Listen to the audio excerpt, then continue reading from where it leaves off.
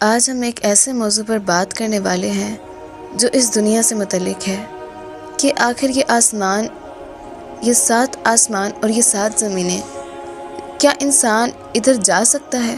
کیا ایسا ممکن ہے؟ آخر اللہ تبارک و تعالیٰ نے 7 آسمان اور 7 زمینیں کیوں پیدا کیے؟ ایک کے اوپر ایک آسمان بنایا، ایک کے نیچے ایک زمین پیدا کی۔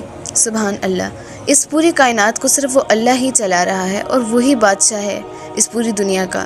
ہر چیز کو اللہ نے ایک قدرت کے ساتھ بنایا اور اس کو ایک کامل نظام کے ساتھ چلا رہا ہے۔ یہ پوری دنیا خود بخود نہیں بنی، اسے اللہ تبارک و تعالیٰ نے پیدا کیا۔ ناظرین ذرا سوچیں کہ اس دنیا میں یہ آسمان، یہ چاند، یہ ستارے، یہ سورج اور یہ زمین، ان سب کو آخر کون چلا رہا ہے؟ یہ خود سے نہیں چل رہے، ان کو وہی اللہ جو ان کا مالک ہے، جس نے اس پوری دنیا کو ایک کامل نظام کے ساتھ بنایا۔ آج میں آپ کے ساتھ اس موضوع پہ بات کرنے والی ہوں، میری مکمل ویڈیو کے ساتھ جڑے رہیں، آخر تک اس مکمل ویڈیو کو دیکھیں اور لوگوں کو بھی شیئر کریں۔ اگر میرے چینل پر نئے ہو تو سبسکرائب کیجیے گا۔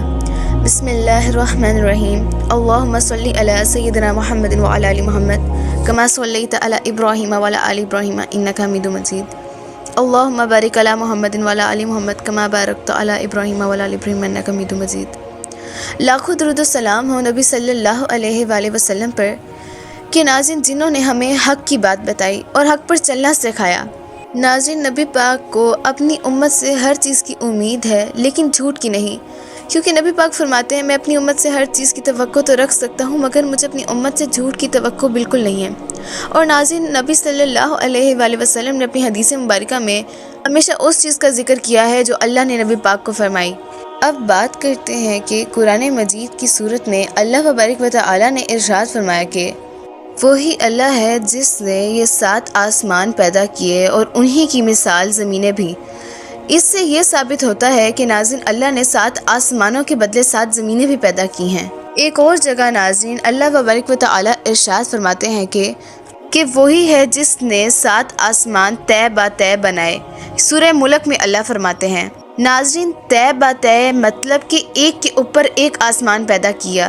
یہ سب کچھ ایک کامل نظام کے تحت ہے۔ سوچیں ذرا ناظرین، جو رب 7 آسمانوں کو تھامے ہوئے ہے، جو زمین کو بغیر کسی چیز کے قائم رکھے ہوئے ہے، جو سورج کو اس کی مقرر جگہ سے ہٹا نہیں دیتا، جو چاند کو مقرر وقت پر نکالتا ہے، یہ وہی پروردگار ہے جس نے یہ سب پیدا کیا ہے۔ ہمارے پیارے نبی صلی اللہ علیہ وآلہ وسلم نے بھی 7 زمینوں کا ذکر فرمایا۔ صحیح بخاری اور صحیح مسلم حدیث میں آتا ہے کہ نبی صلی اللہ علیہ وآلہ وسلم نے فرمایا کہ جو شخص کسی کی ناحق زمین لے گا قیامت کے دن اس کو 7 زمینوں کا طوق بنایا جائے گا۔ اس حدیث سے صاف ثابت ہوتا ہے کہ زمینیں بھی 7 ہیں۔ جس اللہ نے پوری دنیا بنائی، جس نے آسمان کو بلندی دی، جس نے اس زمین کو ہمارے لیے بچھونا بنایا تاکہ ہم اس پر چل سکیں، جس نے اس سمندر کو حد میں رکھا کہ جس سمندر کی میں مثال نہیں دے سکتی، جس نے سورج کو روشنی دی، وہ گرمی دی، اور جس نے چاند کو وہ ٹھنڈ دی، وہی اللہ 7 آسمانوں اور 7 زمینوں کا مالک ہے۔ وہی زمین اور آسمان چلا رہا ہے، وہی دن کو رات اور رات کو دن میں بدل دیتا ہے، وہی بارش برساتا ہے اور وہی ہماری سانسوں کو چلا رہا ہے۔ اگر وہ چاہے تو پل بھر میں یہ پوری دنیا فنا کر دے اور یہ سب کچھ ختم کر دے اور سب ختم ہو جائے، اور اگر وہ چاہے تو مردوں کو بھی زمین سے زندہ کر دے، کیونکہ ناظرین اللہ ہر چیز پر قادر ہیں۔ اللہ تبارک و تعالیٰ قرآن مجید کی سورہ ملک میں فرماتے ہیں اور وہی پروردگار ہے جس نے آسمان کو ستاروں سے زینت دی اور ستاروں سے چراغاں دیا۔ یہ سائنسدان جو خلا میں جاتے ہیں اور راکٹ بھیجتے ہیں ابھی تک اس پہلے آسمان کی حد میں ہی ہیں۔ انسان چاند تک گیا، ستاروں کی تصاویر لی، لیکن ناظرین یہ سب کچھ اسی دنیا کے اندر ہوا۔ پہلے آسمان سے باہر آج تک ایک انسان نہیں جا سکا۔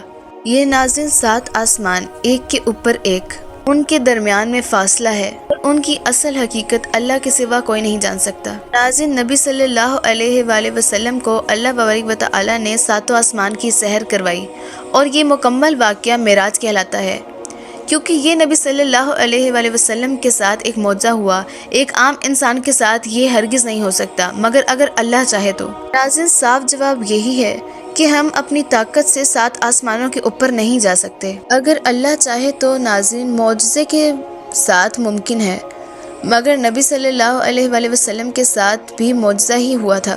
قرآن کی سورہ الطلاق میں آیا کہ زمینیں بھی ساتھ ہیں، پر کیا وہ الگ الگ دنیا ہے اور ان میں الگ مخلوق رہ رہی ہے؟